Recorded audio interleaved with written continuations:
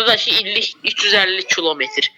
Yəni 350 kilometr su axır. Bu da ki dünyanın heç 1% belə eləmir də ümumi çayın axmasını. 1% deməli 0,10 neçə faiz eləyir. Deməli bu şey.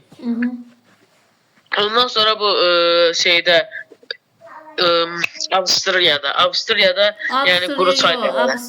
Avstraliya Avropa ölkəsidir. Avstraliya. Bəli. Bu Avstraliyada müəllim dövrü yəni necə deyim, daimi axan sular olmur, amma dövrü axan sular olur. Bunlara da kriklər deyirlər. Bu kriklərdən də ki ən belə şey məşhuru Cooper idi. Cooper kripik idi. Kripik qısa müddətli, yəni tez quruyan çaylardır da, belə deyək, Avstraliyada adlanırlar. Avstraliyanın ən böyük çay sistemi də ki Murray, bir də Darling sistemidir. Bu çaylar da ki Suarez silsilədən başlayır, Avstraliya körfəzinə qədər axır. Bunlardan da ki mənim deməli Darling böyüklüyünə yox, uzunluğuna görə Darling daha şeydir. Elə bil ki, Darling qolu deyirik, Murray çayından uzundur. Qol çayda adətən çay uzun olur. Burada bəzi çaylarda da deyək ki, qol çaydan uzundur. Amma əsas Murray'dir. Murray götürürlər sistemdə. Çünki Murray'in suyu həm çay, həm də daha bol suyu var idi. Ondan sonra bu yenə Murray Darling sistemi, yəni yeraltı, əsasən bu suları yeraltı dağlar falan, onlardan həm yağış suları, həm də yeraltı dağ sularından toplanır. Əsası budur. Yəni çaylar da ki, məsələn Murray su anbarlarında məsələn soslar tikilməmişdi. Həm bu soslar tikilmədiyinə görə bir çox daşqın fəlakət. Seslər tikilmədiyinə görə. Sos siqnaldır. SOS.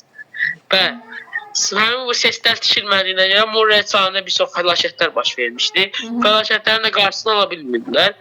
Hamısı falan, yəni bütün pis olmuşdu da.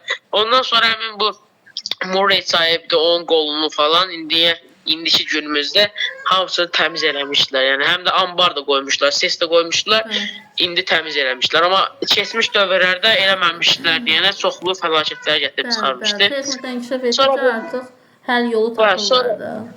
Sonra bu Murray çayı qışda səviyyəsi aşağı düşür.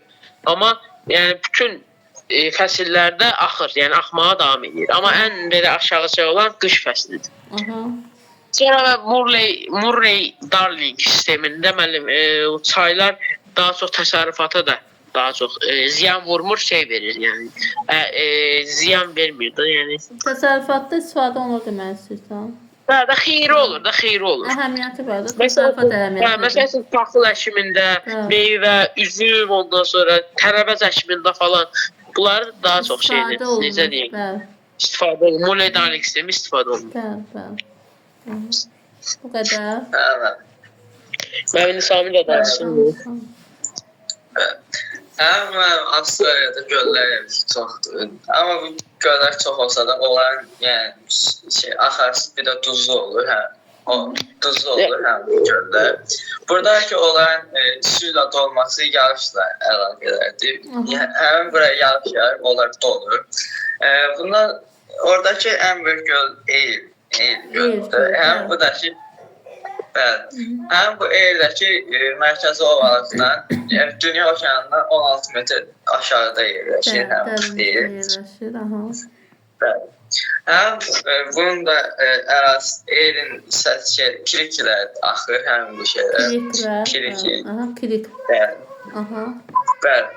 Həm bu Eyldəki fiziki xəritələrdə çox var, həm bu da qırıq-qırıq xəttlərlə göstərilir. Həm bu Eyl gölü.